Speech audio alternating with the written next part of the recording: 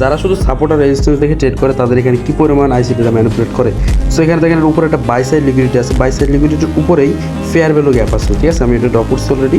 And এই fair value gap তার নিচে আছে buy side liquidity. And fair value গ্যাপে ট্যাপ করে যদি inverted hammer, hanging man, shooting star এরকম কোনো ক্যান্ডেল দেয় সেক্ষেত্রে আমরা ডাউনের জন্য আসতে পারি, ঠিক আছে, একদম লো পর্যন্ত।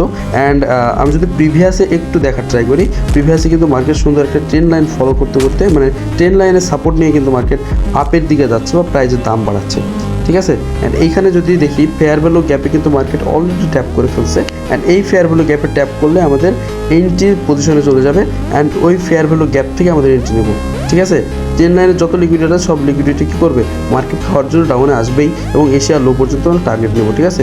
সো এখান থেকে আমরা সিম্পল একটা এন্ট্রি নিই, ফেয়ার ভ্যালু গ্যাপের উপরে অল্প একটু উপরে এসএল দেবো অ্যান্ড টার্গেট দেবো এশিয়া লো এনিস পর্যন্ত, কারণ পিছনে যত লিকুইডিটি আছে সবই মার্কেট কারেক্ট করবে, ঠিক আছে।